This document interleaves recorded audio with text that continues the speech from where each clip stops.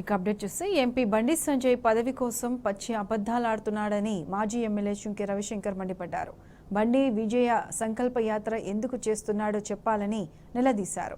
ఇన్నాళ్లు పార్లమెంట్ సభ్యుడిగా ఉన్న సంజయ్ కేంద్రం నుంచి కొండగట్టుకు ఎన్ని నిధులు తెచ్చాడో చెప్పాలని ప్రశ్నించారు. మరోవైపు చంద్రబాబు శిష్యుడైన సీఎం రేవంత్ రెడ్డి జోకర్లా మాట్లాడుతున్నారని, మళ్లీ సమైక్య పాలన కోరుకుంటున్నారని ఆగ్రహం వ్యక్తం చేశారు.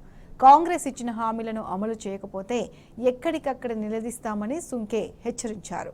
కరీంనగర్ జిల్లా మల్యాల మండల కేంద్రంలో జరిగిన బీఆర్ఎస్ సమావేశంలో ఆయన పాల్గొన్నారు. అధికారం కోసం మాత్రమే బీజేపీ కానీ కాంగ్రెస్ కానీ అడ్డగోలుగా అబద్ధాలు మాట్లాడి ప్రజలను వంచేటువంటి ఒక ప్రయత్నం చేస్తాను.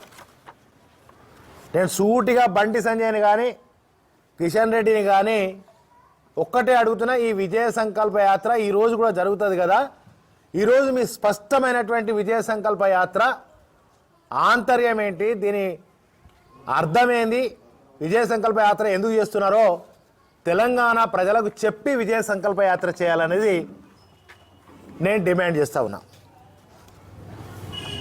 మరి ఇవాళ కాంగ్రెస్ రేవంత్ రెడ్డి తెల్లారితే నెలలో ఇప్పటికే 2-3 సార్లు ఢిల్లీ పోతున్నాడు. అసలు ప్రజలు దీన్ని ఎందుకు గెలిపించారు? ఈడు ఉండి కరువు కాటకాలు లేకుండా దిక్కు పొలాలు ఎండిపోతున్నాయంటే హైదరాబాద్లో పోయి ఎమ్మెల్యేలు ఉంటారు, ఈయననేమో ఢిల్లీలో ఉంటాడు. ఈడ కరెంట్ లేకపోయా, పొలాలు ఎండిపోబట్టే, తాగే నీళ్ళ కోసం బిందెలు లైన్లో పెట్టబట్టి, ఎరువుల కోసం మళ్ళా చెప్పులు లైన్లో పెట్టబట్టి, ఈయన పోయి ఢిల్లీలో ఉండబట్టే. ఢిల్లీలో దేని కొరకు పోతున్నావు అసలు?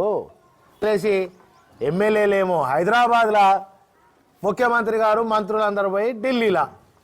ప్రజలు ఎందుకే గెలిపించారా? మేములా 17 సీట్లకు 17 సీట్లు గెలిపిస్తేనే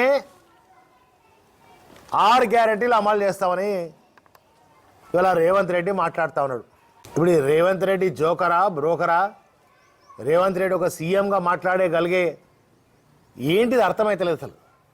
రైతు రుణమాఫీ లేదు, రైతు బంధు లేదు, కళ్యాణ లక్ష్మి లేదు, తులం బంగారం లేదు.